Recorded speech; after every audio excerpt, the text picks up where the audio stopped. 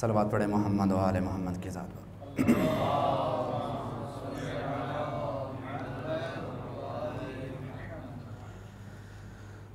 ماشاء اللہ لا حول ولا قوة الا باللہ العلی العظیم۔ بسم اللہ الرحمن الرحیم۔ الحمد للہ رب العالمین والعاقبۃ للمتقین، الصلاۃ والسلام علی سید الانبیاء والمرسلین، سیدنا و نبینا و مولانا و حبیب قلوبنا و طبیب نفوسنا ابی القاسم محمد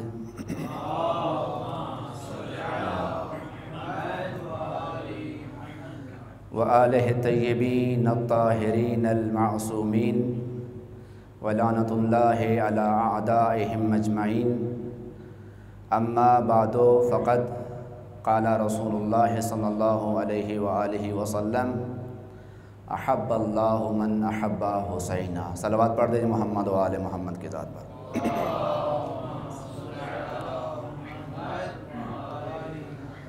نعرہ تکبیر، خالق کا نام بلند ہے، بلند آواز کے ساتھ نعرہ تکبیر، نعرہ رسالت، نعرہ حیدری، حسینیت، یزیدیت، دشمنان اہل بیت پہ لعنت، بآواز بلند صلوات۔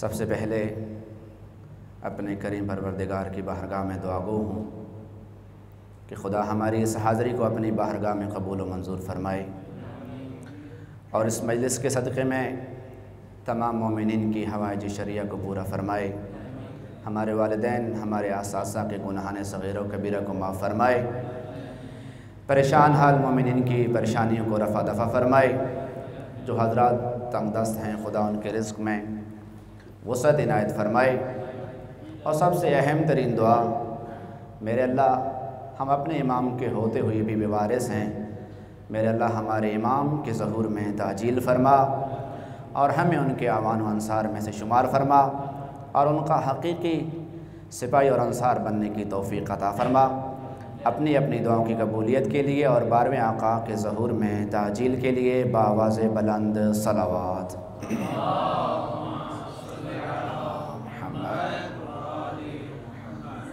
صلوات زحمت نہیں بلکہ عظیم عبادت ہے، اس لیے بلند آواز کے ساتھ درود بھیجیں محمد و آل محمد کی ذات پر۔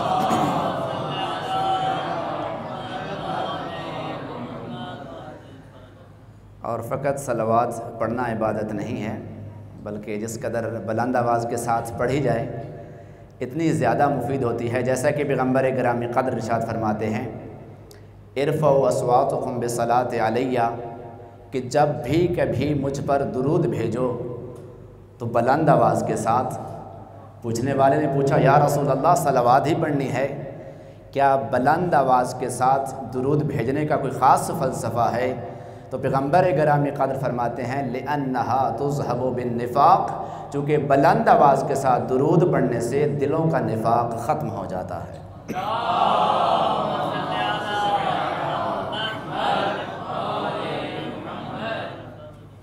سامعین محترم، عزیزان مظلوم کربلا، محبان آل اطہار، حمد ہے اس خالق کون و مکان کی کہ جس نے اپنی معرفت اور پہچان کے لیے محمد و آل محمد کو خلق فرمایا،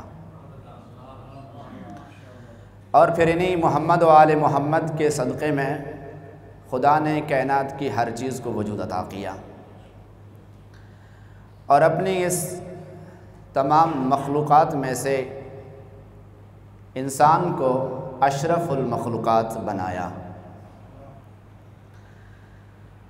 اور اس لیے کہ کائنات میں جو کچھ خدا نے خلق فرمایا یہ سب کچھ انسان کے لیے مسخر کیا، جیسا کہ خدا قرآن مجید میں ارشاد فرماتا ہے کہ اللہ الذی خلق لکم ما فی السماوات و ما فی الارض، کہ جو کچھ زمین میں ہے، جو کچھ زمین و آسمان کے درمیان ہے، سب کچھ تمہارے لیے خلق کیا گیا۔ یعنی خدا فرمانا چاہ رہا ہے کہ اس کائنات میں جو کچھ بھی ہے انسان تیرے لیے ہے۔ یعنی اگر میں نے یہ زمین کی صورت میں فرش بچھایا تو یہ انسان تیرے لیے بچھایا ہے، اگر آسمان کی صورت میں صاحبہ بنایا تو اے انسان یہ میں نے تیرے لیے بنایا ہے، اگر اس زمین میں دریاؤں سمندروں کو روانی عطا کی ہے تو اے انسان تمہارے لیے عطا کی ہے۔ اسی طرح اگر آسمان کو میں نے چاند ستاروں اور سورج سے مزین کیا ہے تو اے انسان تمہارے لیے کیا ہے۔ مختصر یوں کہوں کہ خدا فرماتا ہے یہ شجر، یہ حجر، یہ خشک، یہ تر، یہ بحر و بر سب کچھ خلق فرمایا ہے تو اے انسان تیرے لیے، لیکن تجھے خلق فرمایا ہے تو اپنی بندگی کے لیے۔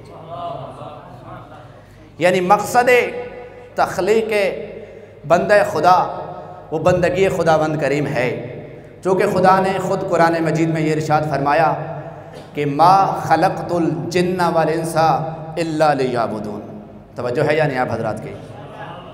یعنی خدا فرماتا ہے کہ اے انسان سب کچھ میں نے تیرے لیے خلق فرمایا، لیکن تجھے خلق فرمایا تو اپنی بندگی کے لیے۔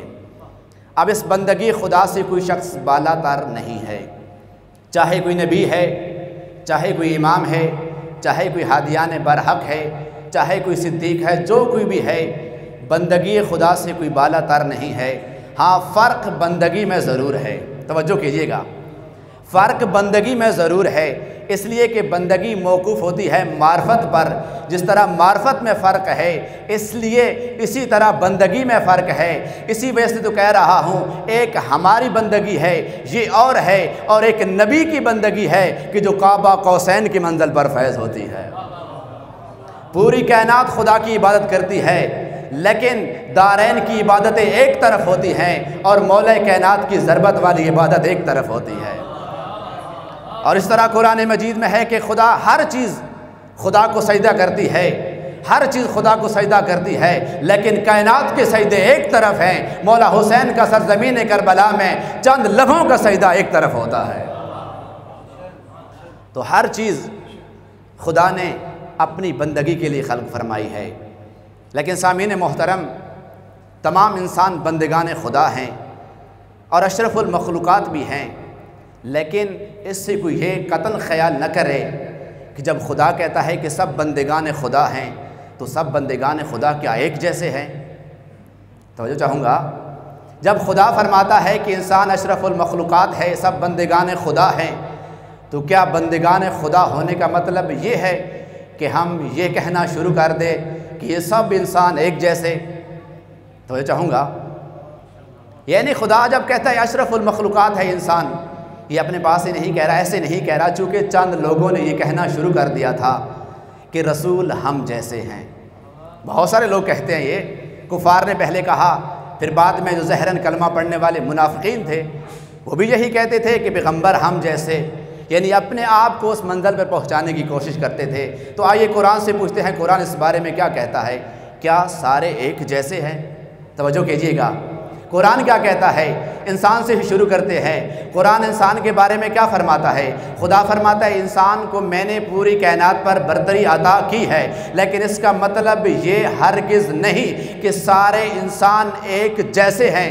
کیوں؟ خدا فرماتا ہے الرجال قوامون علی النساء بما فضل اللہ بعضهم علی بعض، اس لیے کہ مرد خواتین پر نگہباں ہوتے ہیں، اس اعتبار سے خدا نے مردوں کو عورتوں پر برتری عطا کی ہے۔ اب خدایا اتنا بتا، کیا مرد جب خواتین پر برتری رکھتے ہیں تو کیا مرد سارے ایک جیسے ہیں؟ خدا فرماتا ہے نہیں، بے شک سارے مرد خواتین پر برتری رکھتے ہیں، لیکن یہ کہنا صحیح نہیں ہے کہ سارے مرد ایک جیسے ہیں۔ کیوں؟ خدا فرماتا ہے فضل اللہ المجاہدین باموالہم وانفسہم علی القاعدین درجۃ، اس لیے کہ جہاد کرنے والوں کو جہاد نہ کرنے والوں پر خدا نے برتری عطا کی ہے۔ یا یوں کہوں کہ جہاد کرنے والے اور جہاد نہ کرنے والے ایک جیسے نہیں ہو سکتے، بلکہ جملہ اور تبدیل کر دوں کہ جنگ کرنے والے اور جنگ سے بھاگنے والے ایک جیسے نہیں ہو سکتے۔ خدا کہہ رہا ہے جہاد کرنے والے اور جہاد نہ کرنے والے ایک جیسے کبھی نہیں ہو سکتے، بلکہ اسی قرآن میں خدا نے فرمایا هل يستوي الذين يعلمون والذين لا يعلمون، کہ عالم اور جاہل برابر نہیں ہیں، جاننے والے اور نہ جاننے والے برابر نہیں ہیں، یا یوں کہہ دوں کہ بہن سے مسئلے پوچھنے والے اور سلونی کا دعویٰ کرنے والے ایک جیسے کیسے ہو سکتے ہیں؟ اور خدا فرماتا ہے کہ عام انسانوں سے بڑھ کے مرتبہ آتا ہے انبیاء کا، وَفَضَّلْنَا بَعْضَ النَّبِيِّينَ عَلَى بَعْضٍ، ہم نے سارے نبی ایک جیسے نہیں بنائے، ہم نے بعض انبیاء کو دوسرے بعض انبیاء پر فضیلت اور برتری عطا کی ہے، اور انبیاء سے بڑھ کے مقام آتا ہے رسولوں کا۔ خدا فرماتا ہے تِلْكَ الرُّسُلُ فَضَّلْنَا بَعْضَهُمْ عَلَى بَعْضٍ، ہم نے رسولوں میں بھی سب رسولوں کو ایک جیسا نہیں بنایا، بلکہ رسولوں میں سے بھی بعض رسولوں کو دوسرے بعض رسولوں پر برتری عطا کی۔ کس طرح عطا کی؟ مِنْهُمْ مَنْ كَلَّمَ اللَّهُ، کیونکہ خدا فرماتا ہے جن سے خدا نے کلام کی ہے وہ اور ہوتے ہیں، جن سے خدا کلام نہیں کرے وہ اور ہوتے ہیں، لیکن میں یہاں پر کہنا چاہوں گا جن سے خدا کلام کرتا ہے وہ بھی سب ایک جیسے نہیں، اس لیے کہ جسے کوہ طور پر بلا کر خدا کلام کرے اسے موسیٰ کلیم اللہ کہتے ہیں، اور جسے اپنے پاس بلا کر کلام کرے اسے محمد الرسول اللہ کہتے ہیں۔ تو سامعین محترم، خدا ایک اپنا معیار بیان کر رہا ہے کہ جب ہم نے کسی کو ایک جیسا بنایا نہیں، جب نبی ایک جیسے نہیں، رسول ایک جیسے نہیں، تو رسول کے سامنے بیٹھنے والے ایک جیسے کیسے ہو سکتے ہیں؟ اور سامعین محترم، لوگ کہتے کہتے تھک گئے، کوئی کہتا ہے رسول ہم جیسا، رسول ہم جیسا بشر، رسول ہماری ہی طرح ہے، لیکن خدا کی قسم برتری اس میں نہیں ہوتی کہ جب کوئی چھوٹا بڑے کو کہے کہ وہ مجھ جیسا۔ توجہ چاہوں گا، برتری اس میں نہیں ہوتی، فضیلت اور عظمت اس میں نہیں ہوتی کہ جب کوئی چھوٹا بڑے کو کہے کہ وہ مجھ جیسا۔ برتری تب ہوتی ہے کہ جب کوئی بڑا چھوٹے کو کہے کہ تم مجھ جیسا۔ پوری کائنات کہتے کہتے تھک جائے کہ رسول ہم جیسا، رسول ہم جیسا، رسول ہم جیسا، لیکن زبان مصطفیٰ صرف مولا کائنات کو خطاب کر کے فرماتی ہے یا علی انت مثلی و انا مثلک، اے علی تو مجھ جیسا ہے میں تجھ جیسا۔ یہ منزل صرف ایک مقام پہ نظر آتی ہے کہ اگر کوئی محمد جیسا ہے تو وہ علی ہے، اگر کوئی علی جیسا ہے تو وہ محمد ہے، ورنہ کسی اور مقام پر یہ منزل دکھائی نہیں دیتی۔ تو اب مجھے کہنے دیجئے، جب پہلے محمد جیسا کوئی نہیں تو دوسرے محمد جیسا بھی کوئی نہیں۔ احادیث آپ کی نگاہوں کے سامنے ہے، سارے کے سارے محمد ہے، تیسرے محمد جیسا بھی کوئی نہیں۔ یا الفاظ بدل دوں، نہ محمد جیسا کوئی، نہ علی جیسا کوئی، نہ حسن جیسا کوئی، نہ حسین جیسا کوئی۔ اور سامعین محترم، دنیا بڑی آسانی سے کہہ دیتی ہے کربلا کی جنگ دو شہزادوں کی جنگ۔ کبھی غور کیا اس بات پر؟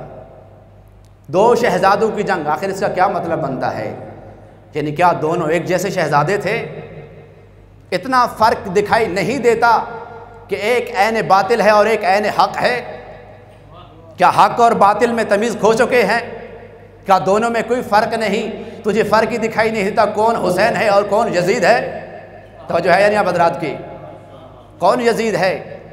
جو پروردہ جہالت ہے اسے یزید کہتے ہیں، جو پروردہ رسالت ہے اسے حسین کہتے ہیں۔ جو اس گھر میں پلے بڑے جس میں ناچ گانا اور رقص ہوتا ہے اسے یزید کہتے ہیں، اور جو اس گھر میں پلے بڑے جس میں وحی قرآن کا نزول ہوتا ہے اسے حسین کہتے ہیں۔ یا یوں کہوں کہ جس نے گھٹی میں شراب پی ہو، شراب پی پی کر بڑا ہو اسے یزید کہتے ہیں، اور جو زبان مصطفیٰ چوس چوس کے بڑا ہو اسے حسین کہتے ہیں۔ تو یہ کون حسین اور کون یزید؟ آئیے تھوڑا تعارف کروں کون میرا حسین ہے۔ توجہ کیجیے گا، کون ہے میرا مولا حسین؟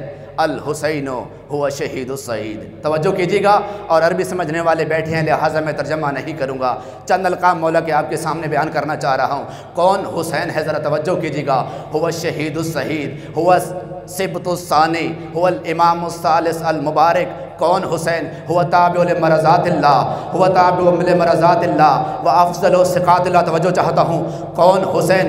المحقق بصفات اللہ، المشغول لیلا و نہارا بطاعت اللہ، الناصر لاولیاء اللہ. کون حسین؟ المنتقم من اعداء اللہ. توجہ چاہتا ہوں. کون حسین؟ هو الامام المظلوم الاسیر المحروم القتیل المرحوم. کون حسین؟ هو امام الشہید البطل الشدید الطرید الفرید. توجہ چاہتا ہوں دوستو. کون حسین؟ هو البطل الشدید هو طرید الفرید. کون حسین؟ طیب الوفی امام الرضی ذو نسب العلی المنفق الملی حسین بن علی. اور جو ہے یعنی اب حضرات کی اگر سننا چاہتے ہو تو غور کیجیے گا، میں بات کو آگے بڑھاؤں. کون حسین ہے؟ وہ حسین کے جو منبع الائمہ ہے. کون حسین کے جو شافع الامہ ہے. کون حسین کے جو سید شباب اہل جنہ ہے. کون حسین؟ هو صاحب المحنت الکبریٰ والواقعۃ العظمیٰ وعبرۃ المؤمنین فی دار البلوى. کون حسین؟ من کان بالامامۃ احق و اولا. کون حسین؟ المقتول بکربلا حسین بن علی المرتضی. کون حسین؟ وہ حسین کی جو زین المجتہدین ہے. کون حسین کی جو سراج المتوکلین ہے. توجہ چاہتا ہوں. کون حسین؟ وہ حسین کی جو بازت و قبض سید المرسلین ہے. کون حسین کی جو سبط الاسباط ہے. کون حسین جو طالب یوم سار الصراط ہے. کون حسین؟ وہ حسین کی جو معظم بھی ہے، جو مکرم بھی ہے، جو منظف بھی ہے، جو مطہر بھی ہے. کون حسین؟ وہ حسین کی جو قطعۃ النور ہے. لقلب النبی سرور وعلی القلب المشروح حسور. کون حسین؟ وہ حسین کے ابوہ الرسول و امہ البتول. توجہ چاہتا ہوں. کون حسین کہ جدہ الرسول و امہ البتول شاہدہ التاویل والتنزیل المبشر بہ الجبرائیل والمیکائیل. کون حسین؟ غزتہ قاف الحق و اجمل الخلق و احسن الخلق و احسن الخلق و اشرف الخلق. کون حسین؟ المجتبی الملک الغالب حسین بن علی بن ابی طالب. اگر ترجمہ سننا ہے تو جملہ سنی اور میں آگے بڑھوں. کون حسین ہے؟ وہ حسین کی جو پارہ نور ہے. کون حسین جو نبی کے دل کا سرور ہے. کون حسین جو علی کے دل کا چین ہے. کون حسین جو زہرا کے دل کی ٹھنڈک ہے. کون حسین جو طیب و طاہر ہے، جس کا خاندان بھی طیب و طاہر ہے، جو معظم و مکرم ہے. کون حسین کہ جس کا خاندان بھی طیب و طاہر ہے. کون حسین؟ وہ حسین کہ جس کے لیے کون حسین کہ جس کا نانا رسول خدا، جس کی ماں فاطمہ زہرا. توجہ چاہتا ہوں. کون حسین؟ وہ حسین کی جس کا نانا رسول خدا، جس کی ماں فاطمہ زہرا، جس کا بابا علی مرتضی، جس کا بھائی حسن مجتبی، جس کی اولاد احماء ہوتا. اور وہ ہے میرا مولا حسین کہ جس کی تربت میں شفا ہے اور جس کی اعضاء میں اسلام کی بقا ہے. کون ہے میرا حسین؟ وہ حسین ہے کہ جس کی تربت میں شفا ہے اور وہ حسین ہے کہ جس کی اعضاء میں ہی اسلام کی بقا ہے. اور کون حسین ہے؟ تو چاہتا ہوں یہ وہ عظیم ہستی ہے کہ جسے اپنے تو اپنے غیروں نے بھی اس کے فضائل کو بیان کیا. ہر کسی نے مولا حسین کے فضائل کو بیان کیا، حسنین کریمین کے فضائل کو بیان کیا. اگر سننا چاہتے ہو تو چلتے ہیں رسول کی بارگاہ میں. توجہ کیجیے گا. اگر یہ فضائل سننے ہیں تو چلتے ہیں رسول کی بارگاہ میں کہ مسجد نبوی کا ممبر ہے، وارث ممبر پر اصحاب کا مجمع ہے. رسول اکرم دین خداوند کی تبلیغ فرما رہے ہیں، پیغامات الہی پہنچا رہے ہیں کہ اچانک پیغمبر کی نگاہیں مجمع سے ہٹ کر ایک طرف مڑ جاتی ہیں. صلوات پڑھی محمد و آل محمد کی ذات پر. اگر زحمت نہ سمجھے تھوڑا آگے آ جائیں تاکہ بعد میں آنے والوں کے لیے مشکل نہ ہو. ایک مرتبہ پھر درود بھیجیں محمد و آل محمد کی ذات پر.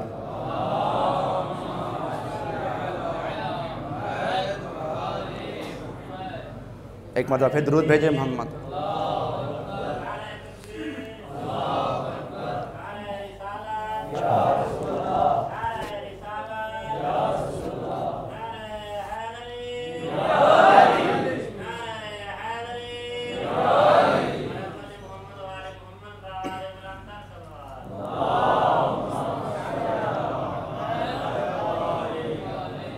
سامعین محترم عرض کر رہا تھا کہ مسجد نبوی کا ممبر ہے، رسول اکرم ممبر پر تشریف فرما ہے، اصحاب کا مجمع ہے کہ اچانک خطاب کے دوران رسول کی نگاہیں ایک طرف مڑ جاتی ہیں، جہاں سے آفتاب ہدایت و مہتاب امامت طلوع ہو رہا ہوتا ہے، اور ظاہر سی بات ہے کہ جب خطیب ایک طرف دیکھنے لگ جائے گا تو یقیناً سارا مجمع اس طرف دیکھنے لگ جاتا ہے، اور بالخصوص اس وقت کہ جب خطیب اپنی تقریر کو چھوڑ کر کسی خاص سمت دیکھنے لگ جائے تو اس وقت تو یقیناً سارا مجمع اس طرف متوجہ ہوگا۔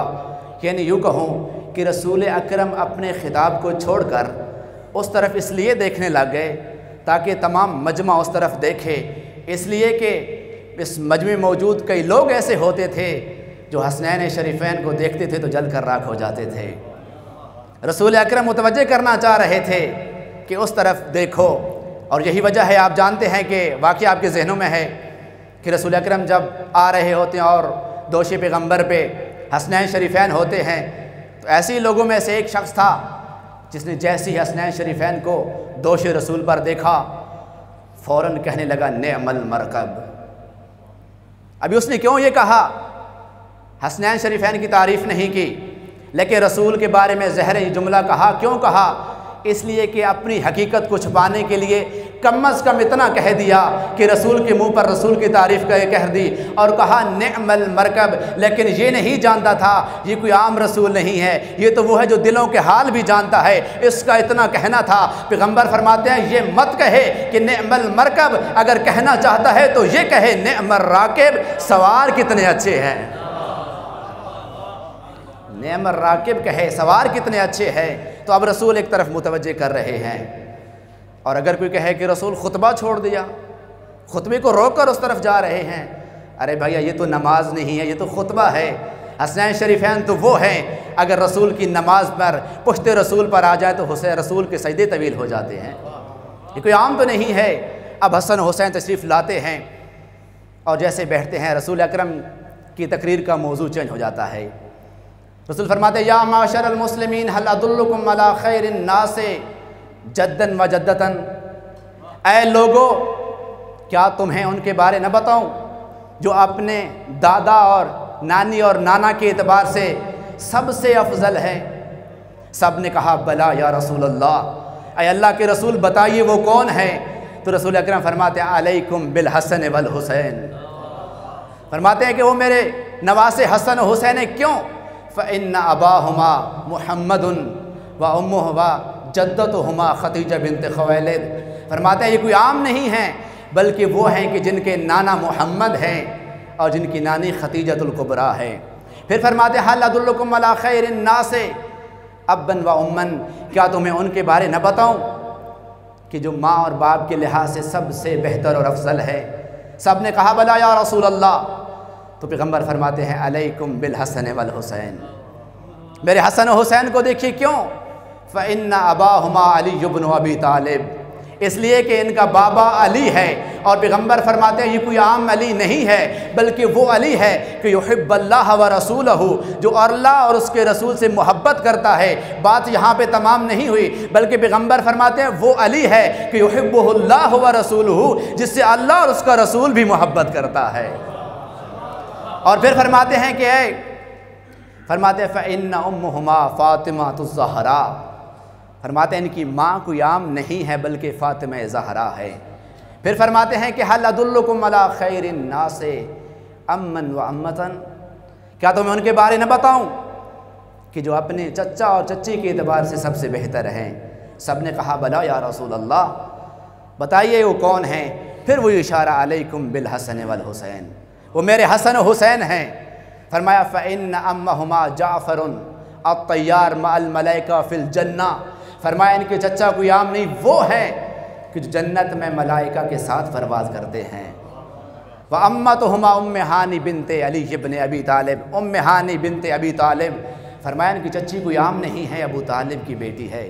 تو سامعین محترم، اب رسول اکرم کے ہاتھ دعا کے لیے بلند ہوتے ہیں اور رسول اکرم فرماتے ہیں اللہم انکا تعلم ان اباہما ان الحسن والحسین فی الجنہ، بے شک حسن و حسین جنتی ہیں، وَإِنَّ جَدَّهُمَا فِي الْجَنَّةِ وَإِنَّ جَدَّتَهُمَا فِي الْجَنَّةِ، اس کا نانا بھی جنتی ہے، اس کی نانی بھی جنتی ہے۔ وَإِنَّ أَبَاهُمَا فِي الْجَنَّةِ وَإِنَّ أُمَّهُمَا فِي الْجَنَّةِ، بے شک ان کا بابا بھی جنتی ہے، ان کی ماں بھی جنتی ہے۔ وَإِنَّ أَمَّهُمَا فِي الْجَنَّةِ، ان کا چچا بھی جنتی ہے۔ وَإِنَّ أَمَّتُهُمَا فِي الْجَنَّةِ، اور ان کی چچی بھی جنتی ہے۔ یہ سارے کے سارے جنتی ہیں، لیکن پیغمبر کی یہاں پر کلام مکمل نہیں ہوئی، بلکہ پیغمبر فرماتے ہیں اللہم انکا تعلم، میرے پروردگار تو جانتا ہے، میں یحبہما فی الجنہ ومن یبغضہما فی النار، جو ان سے محبت کرتا ہے وہ جنتی ہے، اور جو ان سے بغض رکھتا ہے وہ پکا جہنمی ہے۔ پیغمبر فرما رہے ہیں کہ جو حسین کا محب ہے وہ جنتی ہے، اس لیے کہ حسین کا محب کوئی عام نہیں ہے، بلکہ حسین کا محب حقیقت میں اللہ کا محبوب ہے۔ اور اس لیے پیغمبر گرامی قدر کا فرمان آپ کے سامنے پیش کیا۔ پیغمبر کیا فرماتے ہیں؟ احب اللہ من احب حسینہ، وہ خدا کا محبوب ہے کہ جو حسین سے محبت کرتا ہے، اور نہ فقط اللہ کا محبوب بلکہ اللہ کے رسول کا بھی محبوب ہوتا ہے۔ اس لیے پیغمبر گرامی قدر نے فرمایا احبہ من احب حسینہ، میں اس بندے سے محبت کرتا ہوں جو میرے حسین سے محبت کرتا ہے۔ اور یہی وجہ ہے کہ رسول اکرم اپنے گھر سے باہر نکلتے ہیں اور گلی میں ایک بچہ کھیل رہا ہوتا ہے، توجہ کیجیے گا، ایک بچہ گلی میں کھیل رہا ہوتا ہے، پیغمبر جا کے اس کے پاس بیٹھ جاتے ہیں اور اس بچے کو اپنی گود میں بٹھاتے ہیں، اس بچے سے پیار کرتے ہیں۔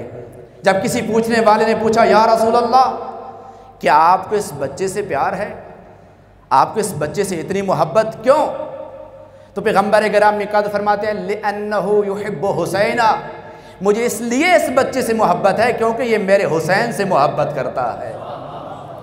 اور نہ جانے اس بچے کی محبت اور معرفت کس قدر بلند تھی کہ پیغمبر گرامی قدر فرماتے ہیں کہ یہ بچہ کوئی عام نہیں ہے، یہ عاشق حسین کوئی عام نہیں ہے، اس لیے کہ انی رأیتو، میں نے اس بچے کو دیکھا کہ انہو یرفع التراب من تحت قدمیہ ہے، کہ یہ اپنے بچوں، یہ کوئی عام بچہ نہیں ہے، یہ کوئی عام عاشق حسین نہیں ہے، بلکہ رسول اکرم فرماتے ہیں کہ میں نے اس بچے کو دیکھا یرفع التراب تحت قدمیہ ہے ویضع علی وجہہ، پیغمبر گرامی قدر فرماتے ہیں میں نے اپنی آنکھوں سے اس بچے کو دیکھا کہ یہ وہ عظیم بچہ ہے کہ جو اس قدر عشق حسین دل میں رکھتا ہے کہ جہاں جہاں سے میرا حسین گزرتا ہے یہ حسین کے قدموں کی خاک کو اٹھا کر اپنی آنکھوں کا سرما بنا رہا ہوتا ہے۔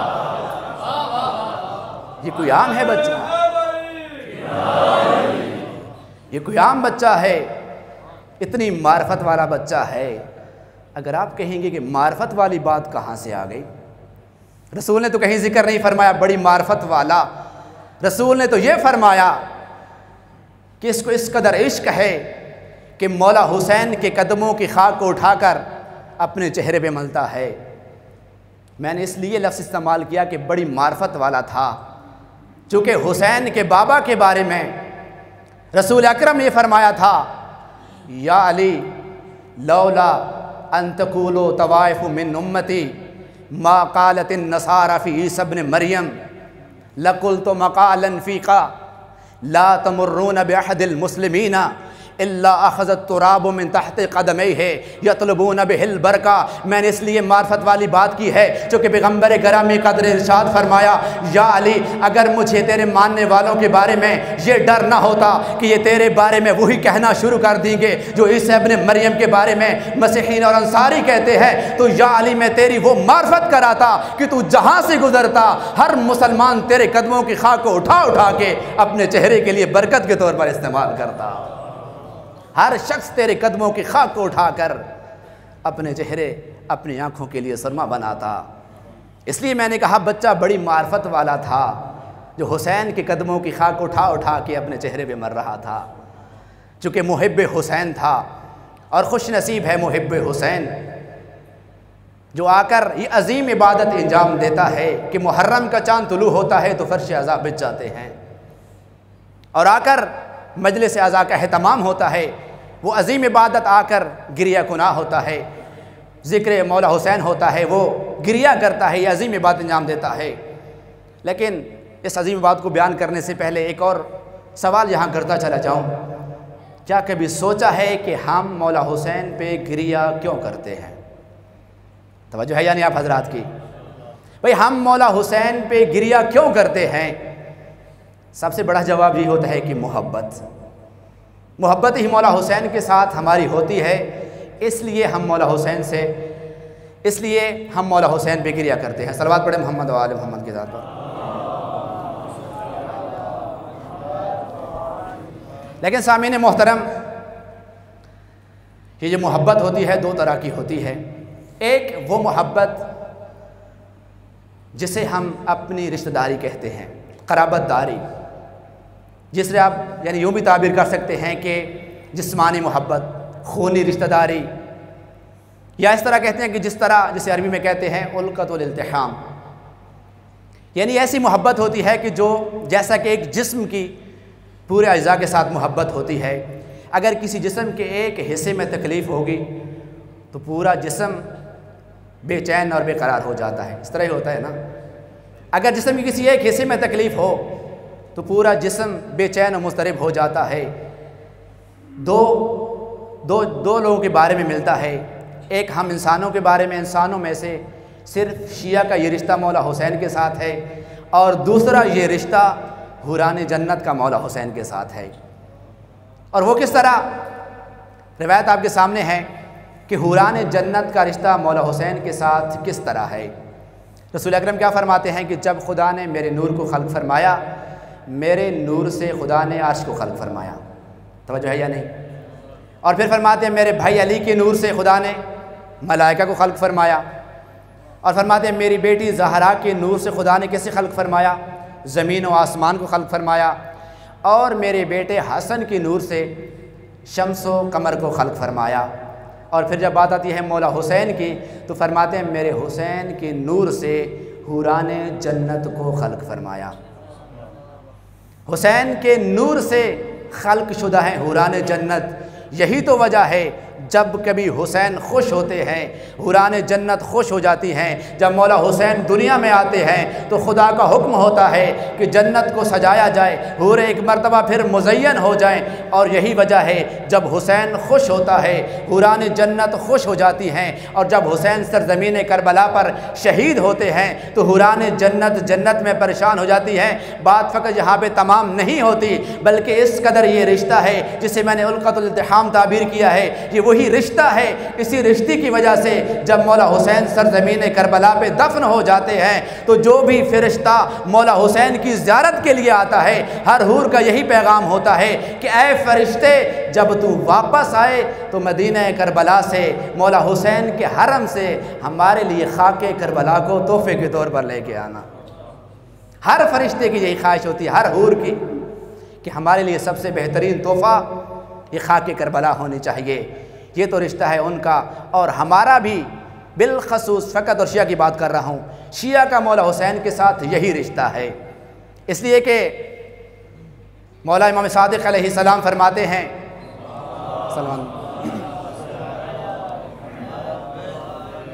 مولا فرماتے ہیں کہ شیعتنا خلقوا من فاضل طینتنا، حدیث آپ نے پڑھی ہوئی ہے کہ میرے شیعہ ہماری ہی بچی مٹی ہوئی سے خلق ہوتے ہیں۔ اس لیے مولا فرماتے ہیں یفرحون بفرحنا ویحزنون بحزننا، اسی وجہ سے اگر ہم خوش ہوتے ہیں تو ہمارے شیعہ بھی خوش ہوتے ہیں، اگر ہم پریشان ہوتے ہیں تو ہمارے شیعہ بھی پریشان ہو جاتے ہیں۔ لیکن یہ تو واضح سی بات ہے۔ اور دوسری ہے محبت، جو ہر چیز کی محبت ہوتی ہے۔ یہاں پر ایک اہم ترین سوال یہ ہوتا ہے کہ مولا حسین پر گریہ کرنے والے فقط ہم انسان نہیں ہیں، فقط حوران جنت نہیں ہیں، بلکہ ہم پڑھتے ہیں کہ کائنات کی ہر چیز نے مولا حسین پہ گریہ کیا۔ ایسی ہے نا، زمین و آسمان نے، زمین میں موجود ہر چیز مولا حسین پہ گریہ کرتی ہے۔ ہمارا رونا تو سمجھ میں آتا ہے، لیکن کیا جمادات بھی حسین پہ روتے ہیں؟ ہمارے برادران اہل سنت عام طور پر ہم پہ یہ اعتراض کرتے ہیں کہ چلو باقی تو سمجھ میں آ جاتا ہے، لیکن یہ جمادات کا رونا، سورج کا رونا، چاند کا رونا، زمین کا رونا، یہ سمجھ میں نہیں آتا۔ تو اس کا جواب بھی سنیے، میں اتنا ہی کہوں گا۔ قرآن کی آیت ہے کہ ان من شیء الا یسبح بحمدہ، کہ کائنات میں سے کوئی چیز ایسی نہیں ہے جو خدا کی حمد و ثنا نہ کرتی ہو۔ کائنات کی ہر چیز خدا کی حمد و ثنا کرتی ہے۔ اور اگر آپ غور کریں، سب سے پہلے محمد و آل محمد خلق ہوئے، اور محمد و آل محمد نے تسبیح کی تو باقی کائنات نے تسبیح کی۔ توجہ ہے یا نہیں؟ کائنات میں محمد و آل محمد نے تسبیح کی تو ساری کائنات نے تسبیح کی۔ جب محمد نے کہا اللہ ربنا تو پوری کائنات نے مل کر کہا اللہ ربنا، کیونکہ محمد کی اتباع پوری کائنات کرتی ہے۔ یہی وجہ ہے کہ اس لیے محمد نے، جب خدا نے ارشاد فرمایا کہ ان کنتم تحبون اللہ فاتبعونی یحببکم اللہ، ہر چیز اپنے مرکز سے محبت کرتی ہے، اپنے خالق سے محبت کرتی ہے۔ خدا نے فرمایا اے مخلوق، اگر تو چاہتی ہے کہ مجھ سے محبت کرے تو میرے محمد کی اتباع کر، تو میری محبوب بن جائے گی۔ اس لیے تو میں نے کہا، جب محمد نے کہا ہوگا اللہ ربنا، پوری مخلوق نے مل کر کہا ہوگا اللہ ربنا۔ جب محمد کہتے ہوں گے علی علی تو پوری کائنات مل کر کہتی ہوگی علی علی، اور جب محمد نے کہا ہوگا حسن حسن تو پوری کائنات نے مل کر کہا ہوگا حسن حسن۔ اور جب پیغمبر گرامی قدر نے فرمایا ہوگا محب اللہ من احب حسینا، کہ جس میں اس بندے سے خدا محبت کرتا ہے جو حسین کا محبوب ہے، تو جب رسول خدا نے حسین حسین کہا ہوگا تو یقیناً کائنات کی ہر چیز نے حسین حسین کہا ہوگا۔ یعنی کائنات کی ہر چیز اتباع محمد کرتی ہے۔ اور روایت آپ کے سامنے ہے کہ جب پیغمبر گرامی قدر پہ یہ وحی نازل ہوئی تھی اور پیغمبر چادر لپیٹ کر سو رہے تھے، اور جب آیا تھا کہ قوم اے پیغمبر کھڑے ہو جائیے، پیغمبر جب بلند ہوئے تھے اور پیغمبر نے کہا تھا اللہ اکبر، تو پوری کائنات نے محمد کی آواز پہ لبیک کہا کہ اللہ اکبر کہا تھا۔ یہ نگاہیں آپ کے سامنے ہے روایات۔ تو سامعین محترم، ہر چیز پیغمبر کی اتباع کرتی ہے سوائے بدبخت انسانوں کے۔ انسانوں میں چند ایک ہیں جو پیغمبر کی اتباع نہیں کرتے، ورنہ ہر چیز محمد کی اتباع کرتی ہے۔ میں یہ بیان کر رہا ہوں کہ جمادات کا عشق مولا حسین کے ساتھ کیسے ہے، مجھے اس پہ لے کے آنا ہے آپ کو۔ تو ہر چیز محمد سے عشق کرتی ہے، محمد کی آواز پہ لبیک کہتی ہے۔ بلکہ اگر آپ کی توجہ ہو تو ایک جملہ کہتا چلا جاؤں۔ آپ نے ابھی غدیر گزری ہے، غدیر پہ آپ یہ جملہ کہتے ہیں کہ جب پیغمبر گرامی قدر جملہ کہا الست اولا بکم من انفسکم، توجہ ہے یعنی آپ حضرات کی، جب پیغمبر نے یہ کہا کہ کیا میں تمہاری جانوں پر تم سے زیادہ حق نہیں رکھتا، اگرچہ ظاہری طور پر یہ خطاب سامنے موجود اصحاب کو تھا، لیکن ہم یہی پڑھتے ہیں کہ کائنات کی ہر چیز نے ان لوگوں سے پہلے بڑھ بڑھ کے کہا نعم یا رسول اللہ، نعم یا رسول اللہ۔ میں تو یہی کہتا ہوں آسمان نے بھی بڑھ کر کہا ہوگا نعم یا رسول اللہ، آسمان میں موجود چاند اور سورج ستاروں نے بھی کہا ہوگا نعم یا رسول اللہ، بلکہ چاند تو بڑھ کے بڑے عجیب انداز میں کہا ہوگا یا رسول اللہ لا ریب فیہا، اس میں کوئی شک ہی نہیں ہے، اے پیغمبر گرامی قدر اس میں تو کوئی شک ہی نہیں ہے کہ آپ ہماری جانوں پر ہم سے زیادہ حق رکھتے ہیں، اس لیے کہ اس کا میں تو عینی گواہ اور شاہد ہوں، اس لیے کہ میں اپنے پورے آب و تاب کے ساتھ رات کی تاریکی میں تمام لوگوں کو اپنی روشنی مہیا کر رہا تھا، لیکن میں تو اپنی منزل مقصود کی طرف جا رہا تھا، لیکن اے پیغمبر آپ ہی میری جان پر مجھ سے زیادہ حق رکھتے ہیں، اسی وجہ سے تو آپ نے انگلی کے اشارے سے مجھے 2 ٹکڑے کر دیا تھا۔ توجہ ہے یا نہیں؟ اسی وجہ سے، اور آپ مجھ سے زیادہ حق رکھتے ہیں تبھی تو مجھے کیا۔ بلکہ ایک جملہ اور آگے سنیے، جب پیغمبر گرامی قدر نے کہا ہوگا من کنت مولا فہذا علی مولا، جس کا میں مولا اس کا علی مولا، تو کائنات کی ہر چیز نے پھر بڑھ کر وہی جملہ کہا ہوگا لا شک فی، اے پیغمبر اس میں کوئی شک والی بات ہی نہیں ہے جو آپ فرما رہے ہیں کہ مولا کائنات بھی ہم میں سے سب سے زیادہ ہماری جانوں پر حق رکھتے ہیں۔ جب چاند نے کہا ہوگا، جب آسمان کے ستاروں نے کہا ہوگا، وہاں سورج نے بھی بڑھ کر کہا ہوگا اے رسول کائنات اس میں کوئی شک والی بات ہی نہیں ہے، اس لیے کہ میں خود اس پر عینی شاہد اور گواہ ہوں، کیونکہ جب سے خدا نے مجھے خلق فرمایا ہے میرا کام ہے اپنے مدار میں چکر لگانا اور ایک سمت چلنا، لیکن میں تو اپنی مرضی کے مطابق جا رہا تھا، لیکن علی مجھ سے زیادہ حق اس لیے رکھتا ہے کہ میں تو اپنی مرضی کے مطابق اپنے اصول کے مطابق چل رہا تھا اور غروب ہونے جا رہا تھا، لیکن یہی علی ہے کہ جس نے اپنی انگلی کے اشارے سے مجھے واپس پلٹا دیا تھا۔ فرماتے ہیں میں تو جا رہا تھا، لیکن اس مولا کائنات نے اپنی انگلی کے اشارے سے مجھے واپس پلٹا دیا تھا، اس لیے آپ مجھ سے زیادہ مجھ پر حق رکھتے ہیں۔ اور جب یہی آیت گزرتی ہے صاحب مدارج نبوت کے سامنے اور وہ کہتے ہیں کہ کائنات کی ہر چیز خدا کی حمد و ثنا کرتی ہے۔ توجہ چاہتا ہوں، پھر ہر چیز حمد و ثنا کرتی ہے۔ وہ کہتے ہیں یہی وجہ، ایک واقعہ نقل کرتے ہیں، وہ کہتے ہیں کہ رسول اکرم جا رہے ہوتے ہیں اور اچانک نگاہ پڑتی ہے جبل احد پہ۔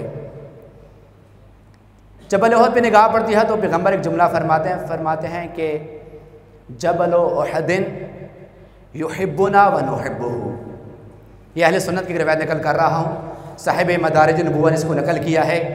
وہ فرماتے ہیں کہ پیغمبر گرامی قدر نے ارشاد فرمایا کہ یہ جبل احد وہ پہاڑ ہے جو ہم سے محبت کرتا ہے اور ہم اس سے محبت کرتے ہیں۔ اور پھر جب آگے بڑھتے ہیں جبل ایر جس کے مقابلے میں آتا ہے اس پہ نگاہ پڑتی ہے تو پیغمبر فرماتے ہیں ھذا جبل عیر یبغضنا ونبغضہ، یہ وہ پہاڑ ہے جس سے ہم بغض کرتے ہیں اور یہ ہم سے بغض رکھتا ہے۔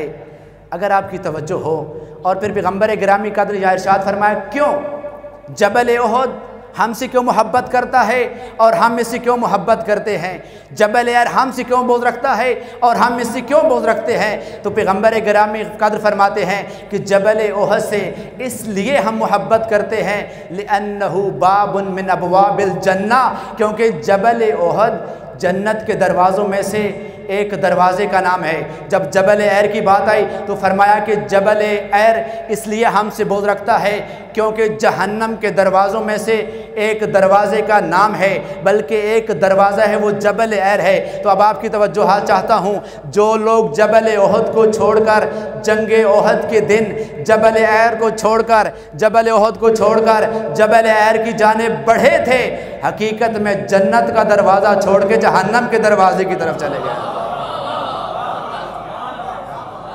حقیقت میں وہ جنت کو چھوڑ کر جہنم کی طرف گئے تھے، صراط مستقیم کو چھوڑ کر صراط جحیم کی طرف چلے گئے تھے۔ بلکہ ایک اور جملہ سنیے، جنت کن کے لیے بنی ہے؟ مومنین کے لیے بنی ہے نا۔ جنت میں مومنین نے جانا ہے، اور جہنم کن کے لیے ہے؟ کفار کے لیے، جن لوگوں نے جبل احد کو چھوڑا تھا، حقیقت میں ایمان کو چھوڑ کر کفر کی طرف جا رہے تھے۔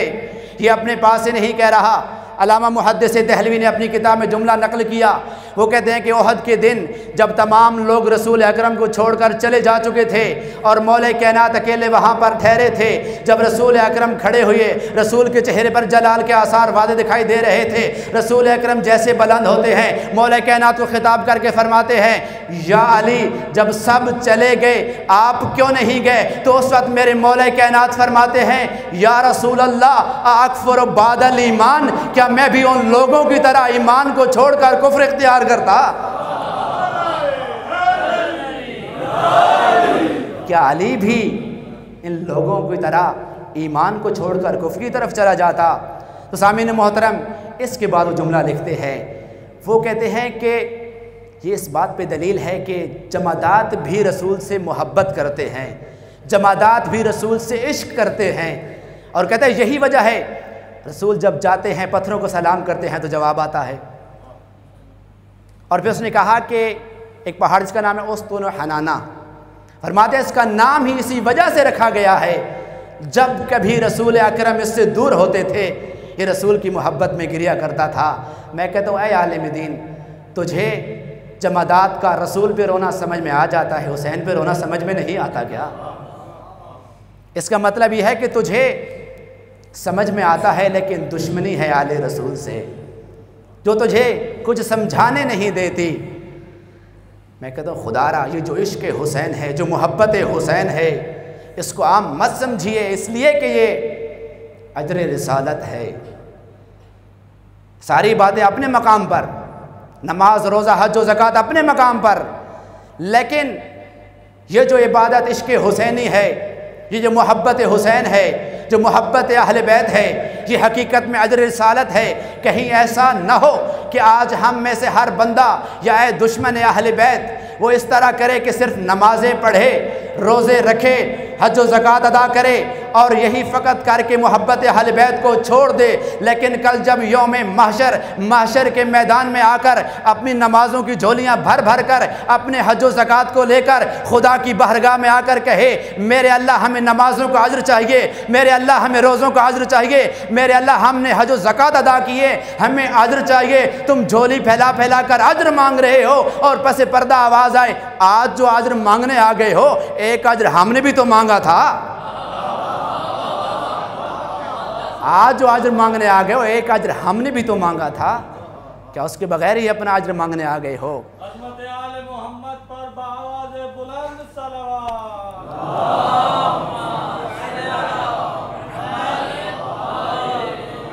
تو سامعین محترم، یہ عظیم عبادت انجام دینے کے لیے آپ یہاں پر جمع ہوئے ہیں، اور اس بات کو عام مت سمجھیے، اس لیے کہ قرآن کی جہاں پر بہت ساری آیات جو عبادت کی طرف ترغیب دلاتی ہیں ان کا اولین ترین مصداق یہ محبت حسین بنتی ہے۔ چند ایک مثالوں کے طور پر بیان کروں اور آگے بڑھوں گا۔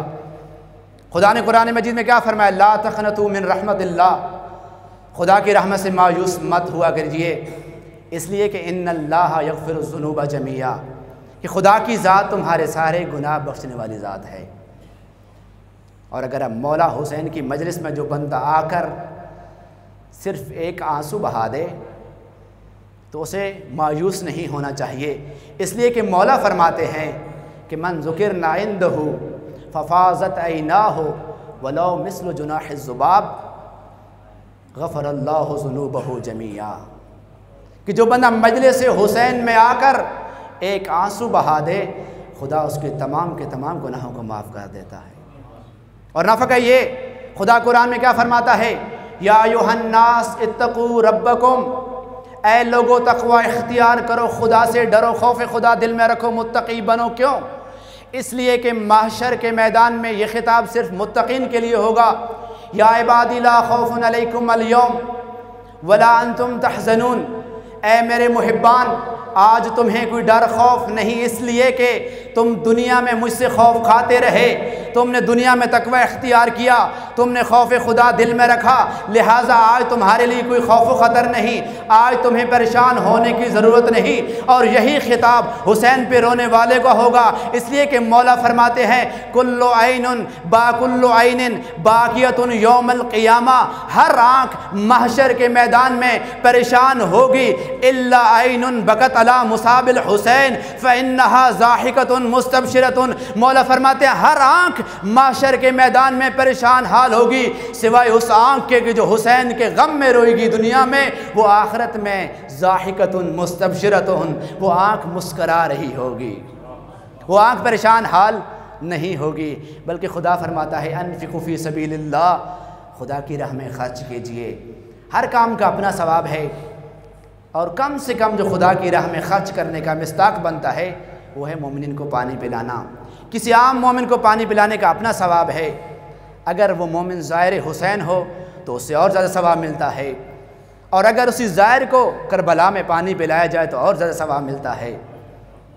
تو سامعین محترم، مولا فرماتے ہیں اگر کوئی بندہ سب سے زیادہ جو ثواب ہے وہ ان شہداء کو پانی پلانے کا ثواب تھا جو مولا حسین کے ساتھ شہید ہوئے، تو مولا فرماتے ہیں اگر کوئی بندہ یہ عبادت انجام دینا چاہتا ہے کہ وہ اس کو وہی ثواب ملے جیسا کہ کربلا کے شہداء کو وہ پانی پلا رہا ہے، مولا فرماتے ہیں کربلا چلا جائے، مولا کی قبر کے پاس کھڑے ہو کر زوار حسین کو پانی پلائے گا، اسے وہی اجر دیا جائے گا جیسے کربلا کے پیاسوں کو وہ پانی پلا رہا ہے۔ اگر کوئی بندہ کربلا میں نہیں آ سکتا تو کیا اس کے لیے یہ ثواب نہیں ہے؟ نہیں عزیزان محترم، بلکہ اگر کوئی بندہ کربلا میں موجود نہیں ہے لیکن مجلس حسین میں پہنچ جاتا ہے اور اگر آ کر مجلس حسین میں آنسو بہاتا ہے تو مولا فرماتے ہیں اگر کوئی بندہ مولا حسین کی مجلس میں آ کر آنسو بہائے تو اسے بھی وہی ثواب ملے گا جیسا کہ کربلا کے پیاسوں کو وہ پانی پلا رہا ہے۔ سامعین محترم، یہ کوئی عام نہیں ہے مولا حسین کی محبت میں گریہ کرنا۔ ہر ایک لمحے پہ مختلف مراحل ہوتے ہیں، 5 مرحلے ہیں تقریباً، کہ سب سے پہلا مرحلہ یہ ہوتا ہے کہ انسان غم حسین میں صرف پریشان حال ہوتا ہے۔ یہ سب سے پہلا مرحلہ ہے، جب انسان کوئی غم کی بات سنتا ہے تو انسان پر ایک پریشانی طاری ہوتی ہے۔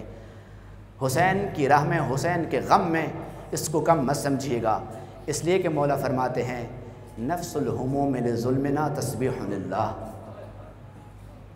حسین کے غم میں سانس لینا اللہ کی بارگاہ میں تسبیح شمار ہوتی ہے۔ اگلا مرحلہ اس سے کہ جب آپ کے دل میں درد محسوس ہو، مولا فرماتے ہیں ان القلب الموجع للحسین، مولا فرماتے ہیں ہر وہ دل کہ جو حسین کی محبت میں تڑپتا ہے، لیفرح عند موتہ، وہ دل موت کے وقت خوش و خرم ہوگا۔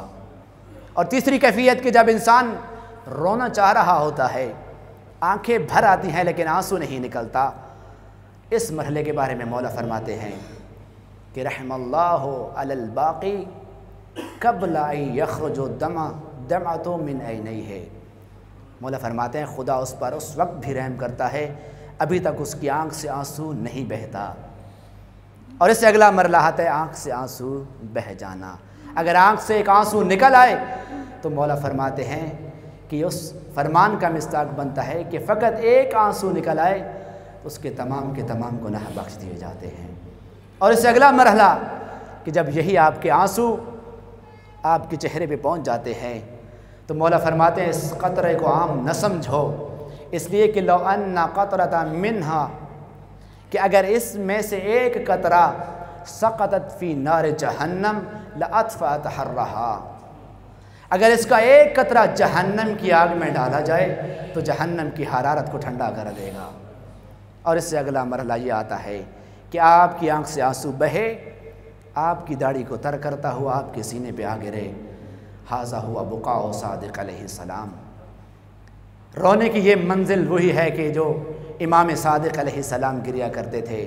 اور جب کسی پوچھنے والے نے پوچھا تھا مولا ہم اس قدر گریا کیوں کرتے ہیں، مولا فرماتے تو ظاہری طور پر دیکھ رہا ہے، بکت الملائکہ کما بقینا، فقط ہم نہیں رو رہے بلکہ جس طرح ہم رو رہے ہیں اس طرح ملائکہ بھی رو رہے ہیں، بل اکثر منہا، بلکہ اس سے بھی زیادہ۔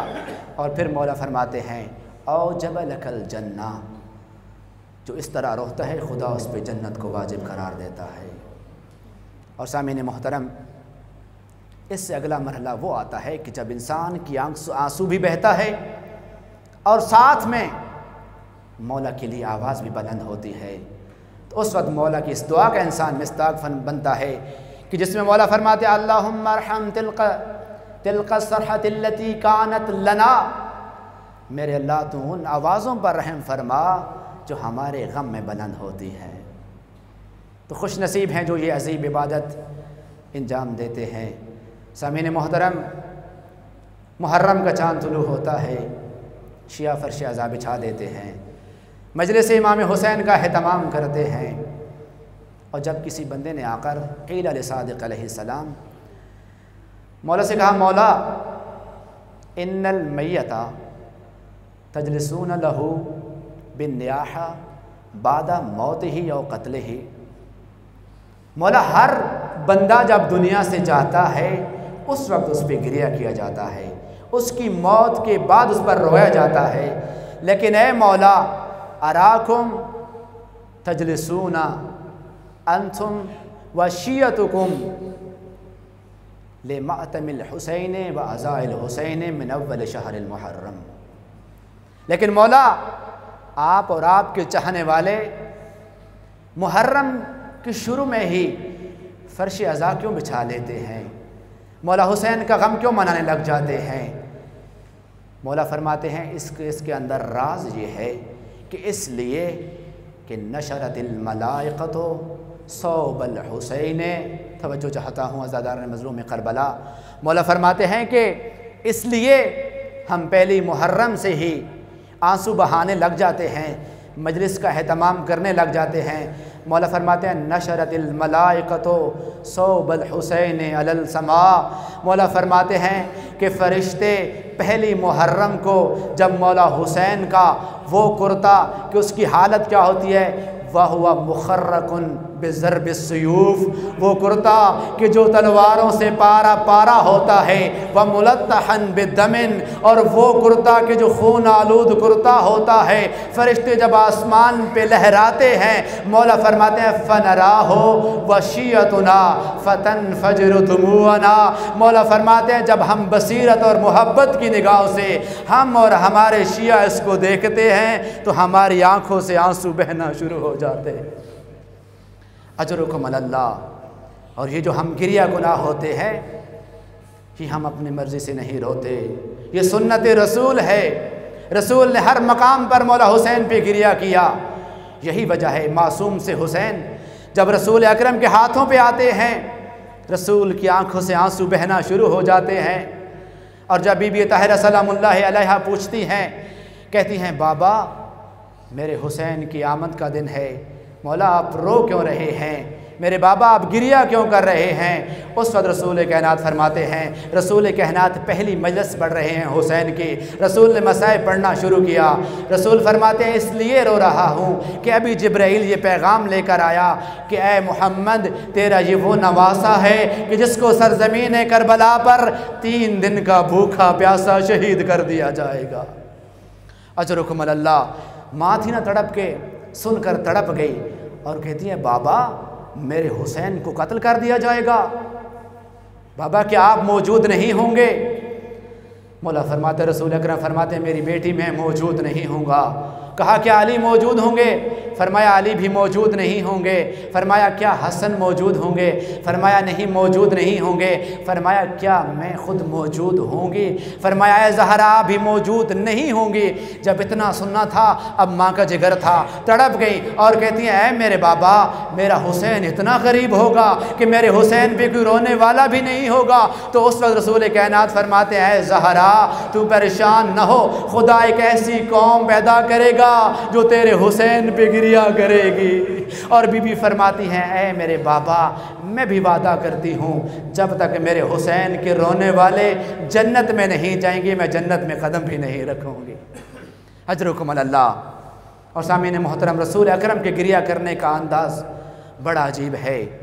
جب کبھی حسین کو ایک مرتبہ جا رہے ہوتے ہیں، حسین کو کندھے کے ساتھ لگایا ہوتا ہے، راسہ متقیا علی کتفہ، روایت کا جملہ ہے کہ مولا حسین کا سر مولا حسین کے کندھے پہ ہوتا ہے، اچانک سر ڈھلکتا ہے۔